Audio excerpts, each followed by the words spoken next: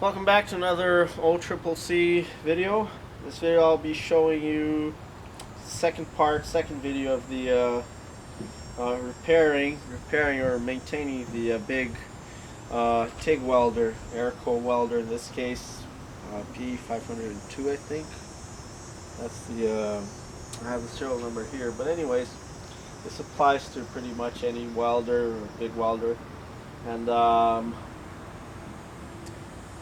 I'll show you what it sounds like now again. And on the previous video I cleaned up the points of the relays. There are three smaller relays here in the top, and I cleaned up, and I also sanded them with very fine sandpaper. And I also cleaned up the big main relays, like this size. It's huge. But that did work yesterday, but today, as I tested the machine again, I was getting the same problem, just loud rattling. And I'll try to demonstrate sort of what it sounds like.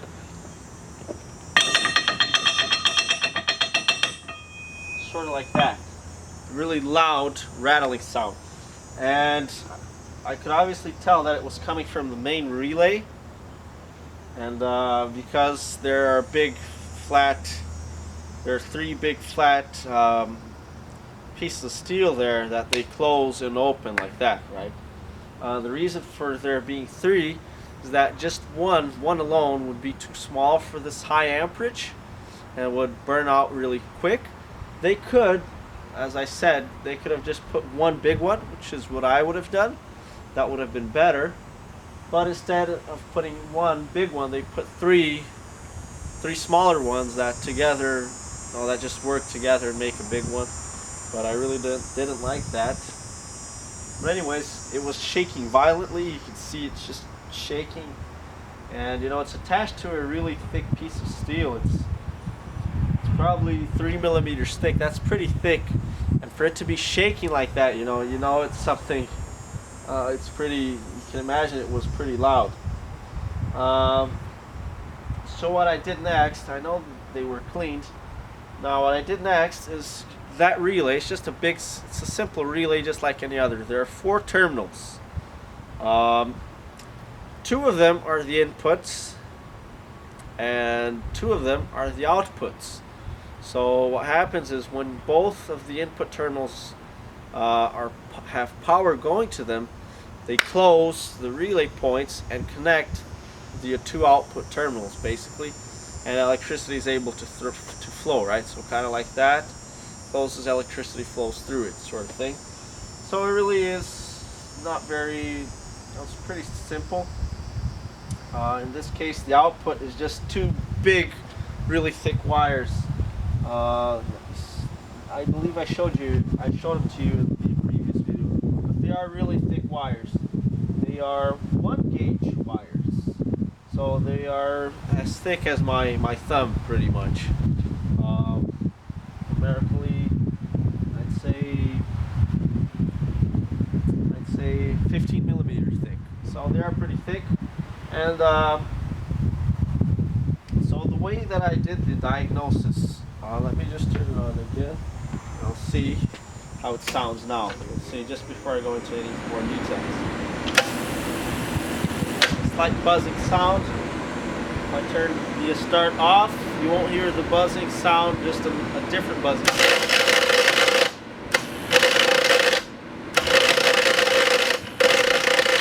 That's the loud rattling sound. That's the really loud rattling sound there.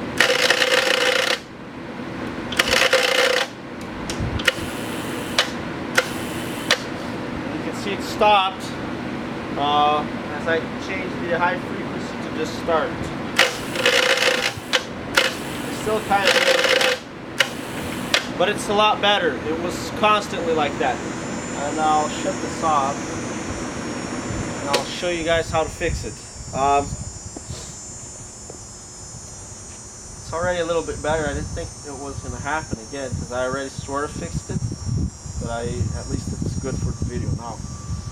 You can see exactly what's going on. And that noise just makes it impossible to weld. Okay, now basically the reason for the relay rattling is because it's turning on and off. So the relay is fine. So there must be something that's causing it to turn on and off. Now the two big wires, which are the outputs, they, as you can see, they're indestructible wires. Everything in this machine is indestructible. But the sensitive part of these machines is always the relays, because as soon as you get a little bit of dust or sand or bits of shit in there, then they stop working properly. Alright, and it's just a matter of maintenance. As I said before, this machine was just full of dust, heavy, clogged up shit. But anyways, so the big two main wires, as they are the outputs, they wouldn't be the cause of this problem. But if the outputs were to be disconnected somewhere else, then you'd get buzzing from the relay, or just nothing would happen from the electromagnet that's inside the relay. But anyway, so the problem narrows down to two terminals, the input terminals, right? And I followed one of the wires, and it goes directly to one of the transformers. So it's pretty much not, I ruled it out in the equation, because these wires here, like I said, they're about 7 millimeters thick. They're really thick, and I can see they're all well built, and they're pretty much indestructible. So one of the terminals pretty much just comes directly from power. Let me zoom in here so you can sort of see what I'm talking about here.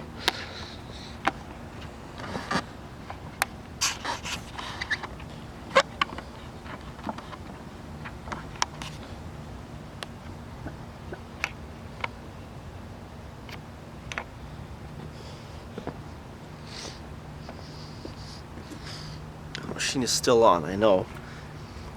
But so unfortunately, all of the wires are black. They're the same color. I wish they had put different colored wires, but so following the other wire, one of them comes to the reset. There's a little reset, a reset button right in the front. The other one goes to the amperage socket, and yet the other one goes to the normal. There's a 115 volt socket down there. So ruling those out as the culprits.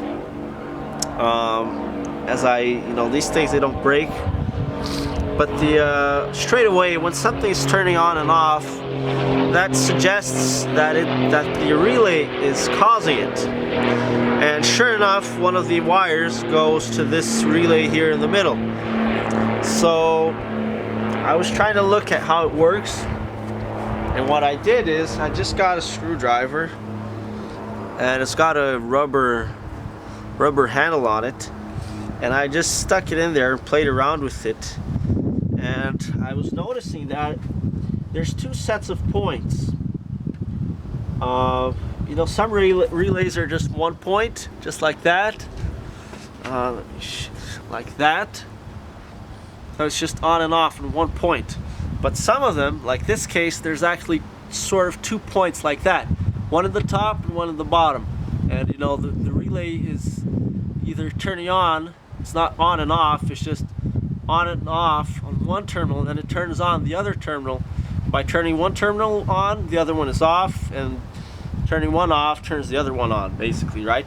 And I noticed that wasn't happening, because even with no power, I sort of pulled it down, and I can see there's a big gap there. So it's actually not turning on. It's not being able to turn on one of the points. I sort of really have to press hard on it so that it's able to close. So I'm pretty sure this is the problem, and what I can do, what I did is, with the machine on, I just stepped on the pedal there and played around with this and found out which position stopped the vibration. Because if it's not able to Remember, this thing is allowing power to go to that main relay. So if this thing's not working properly or it's got a bad contact, then it's turning on and off. It's causing the big relay to turn on and off. So let's see how it sounds now.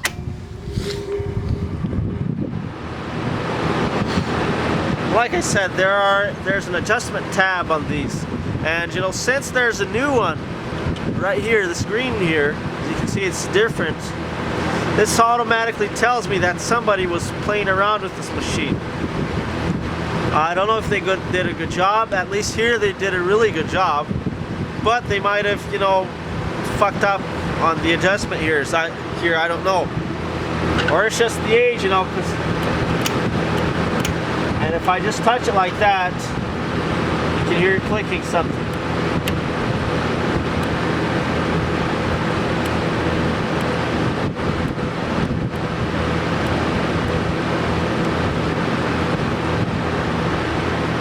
Let's hit the pedal and see what happens.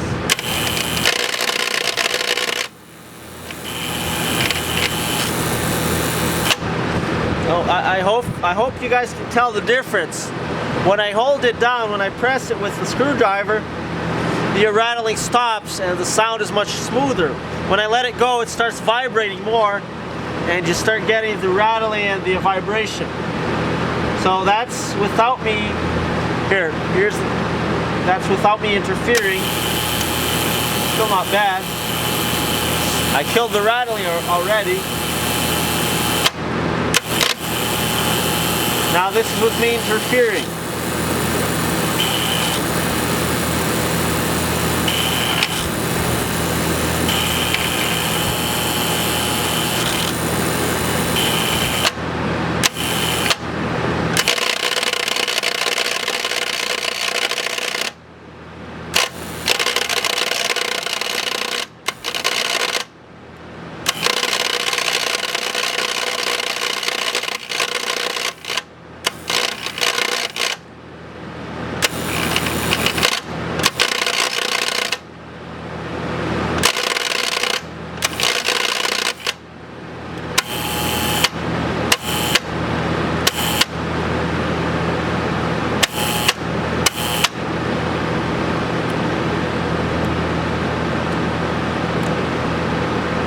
Alright, pardon me, it looks like the other relay, I know there's one wire going there, but it looks like this, I might have fucked up on the relays here. I think it's the one on the right here that contacts the switch. Watch what happens when I can turn it on. If I just turn on this one, it just does nothing to the big relay. Now the one here on the right is the one that controls the big relay. Watch this. Hear that?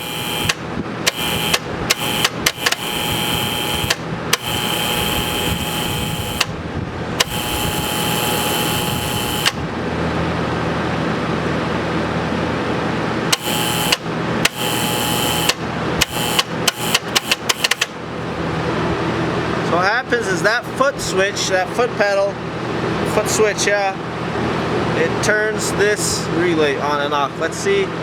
I'm just going to play around with it. Maybe it just needs some adjustment here.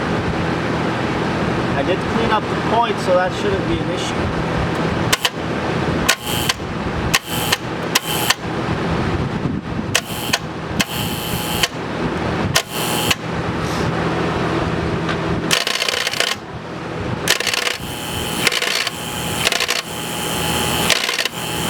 So you can clearly tell the difference now.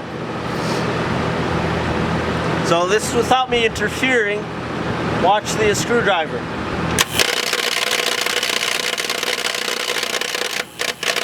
Watch what happens when I press it with the screwdriver. No more rattling. As soon as I let go of the screwdriver, the rattling starts.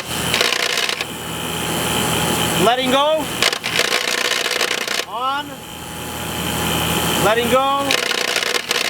On, off, on, off. Alright, so this relay needs to be adjusted. And It's just it looks like too much space. I'm not sure. Looks like the tab needs to be adjusted. Another thing that could be causing this is if it has a break in the coil there somewhere, and that coil is not being able to pull in the magnet, right? I mean it's not being able to properly magnetize. Remember, there's a magnet, there's a piece of steel here on top. And when you send electricity to these wires, it pulls in, it becomes a magnet. That coil of wire becomes a magnet, and it attracts the steel like that, which causes the point to open or close. In this case, same thing. It closes one point, opens the other. There's two sets of points, 4 points in total, 4 little round pieces of brass, right? So anything that's impeding that full flow of electricity through either resistance or just plain, no power at all, is going to affect this relay, which in turn affects the big relay. And there's two types of problems that you can get with these relays. It can be either completely on and not working, and then you just get like nothing. The relay would just not turn on, or you can have an intermittent problem, which is what's going on here. It's partially working. It's turning on and off, on and off. It's not strong enough to hold that coil in, hold that piece of steel in, and it's not weak enough to just not be able to pull it in at all. Right, so I'm gonna check this wiring here. It should be fine, but any sort of broken wires, or perhaps even just dust, could affect this problem. Could affect the performance of this relay. Now, another interesting thing that I noticed down there is that there is an adjustable resistor there, but it's not adjusted. It's sort of how can I say this? You actually adjust it one time. It's not like adjustable by a knob. There's just a little one, and it's adjusted by a bolt. You loosen up the bolt, and then you retighten it to wherever you want there, and it stays there, right, until you decide to unbolt it again. But it's nothing to do with the buttons here. I'm not completely sure what that does. Actually, I'm not sure at all what that does, why that's necessary, but I feel that it's something to do with the high frequency, adjustment of the high frequency. That's sort of what I think, but I'm just gonna play around with this relay here. I think it might be necessary to clean up the points, the head of the rod that's inside there. Inside this coil, there's a steel rod there, and if that's not there, then there's no magnet. So that little piece of steel, round piece of steel, little round rod inside in the middle of the coil, it looks like its head is kind of dirty. So I'm gonna clean it up, just play around with this a little bit more, and maybe we gotta adjust that tab there. And I'm just gonna look at which position it's supposed to be in. So I actually have to press it down, and then I'm gonna just look at which way to pull the tab. Right, so you know what, you guys want to watch me, you can. If not, this is pretty much the end of the video.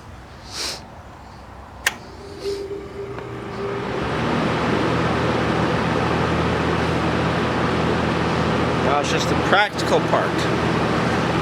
Showed you guys the theory, now it's the practical.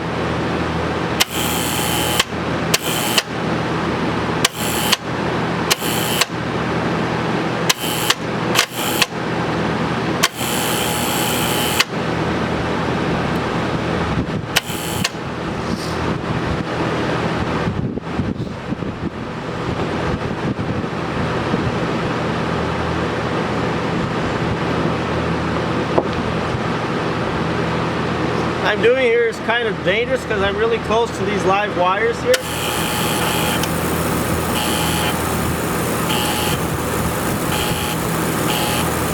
So the other relay is also vibrating. I'm not sure it's supposed to vibrate. I don't think so. It's got nothing to do with the high frequency. Here, I'm going to turn the high frequency off. Just turn it off.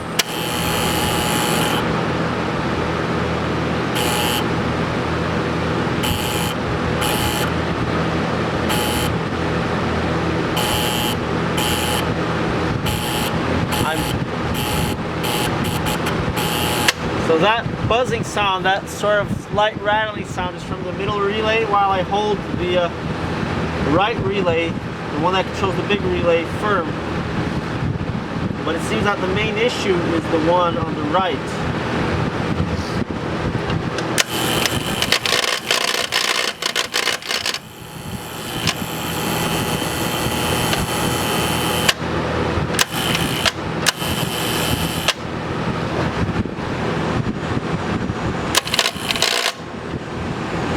Just gotta loosen up that tab just a little bit to pull it up.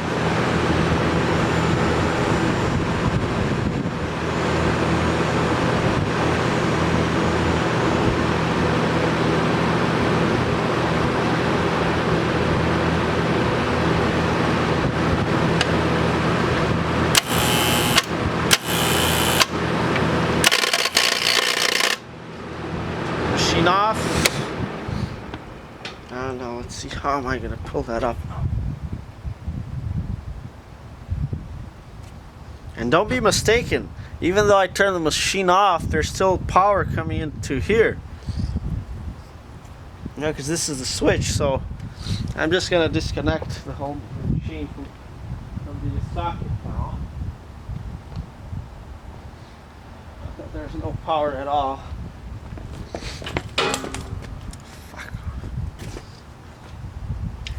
What seems to me is that tab is just too hard. It's too much tension on the against the electromagnet there. But I am gonna sand it. Conveniently, I just left a little bit of sandpaper here.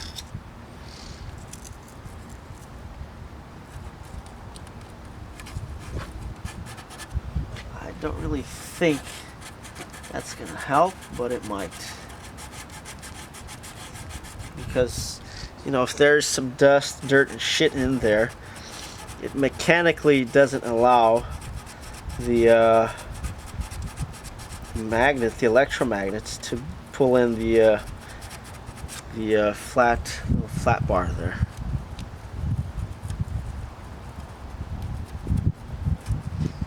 So maybe it's not even anything to do with the tension, it's just dirt stuck in there that doesn't allow the points to touch.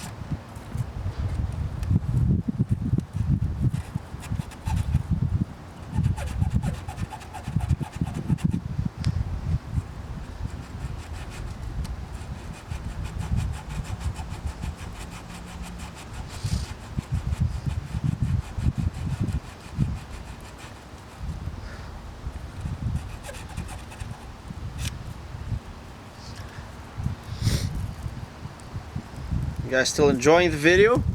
If not, just get the fuck out. I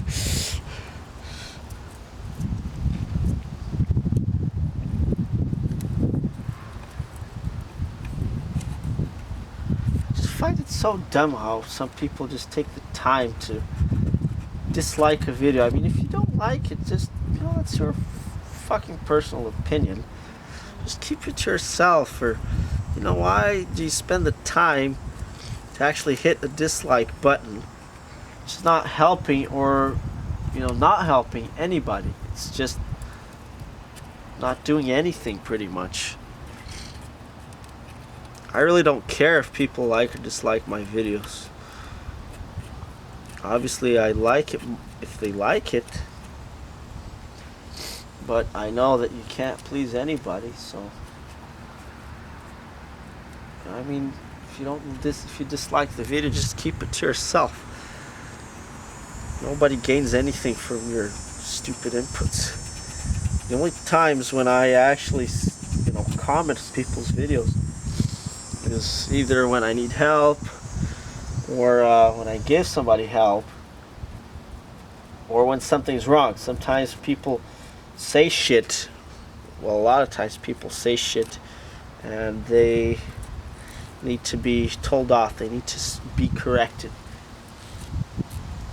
Why? So that they, not for me to gain any personal gain, but so that they cannot fool other people, right?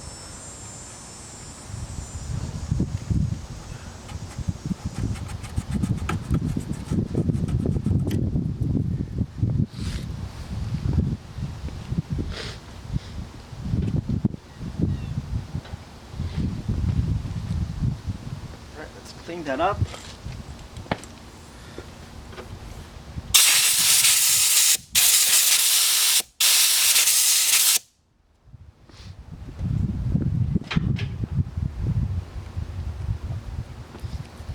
Sand it a little bit more, just for good measure.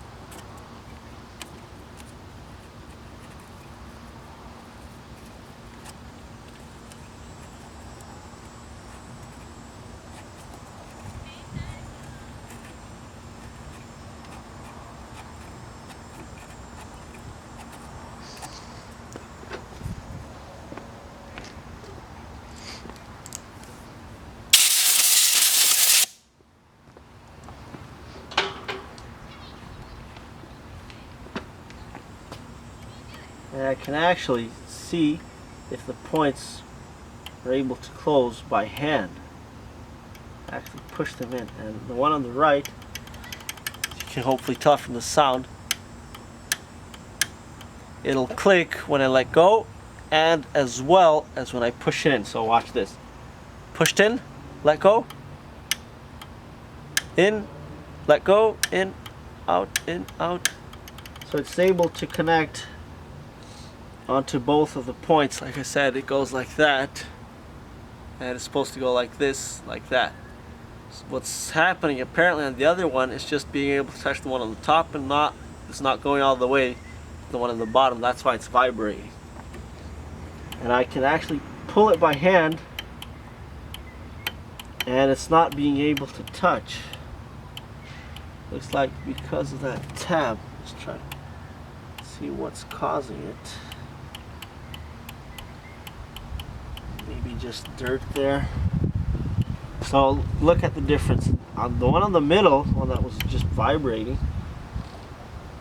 but not the main culprit. The main culprit was the one on the right. I think it should be good now. Otherwise it still might need perhaps a little bit of adjustment. But anyways, it's at least being able to touch the points. It's just a matter of small adjustment. Now this one here, note that when I push it, there's no click because it's not touching the points. So just listen to that. In, push, nothing. Let go. So it's just being able to touch. It's just touch.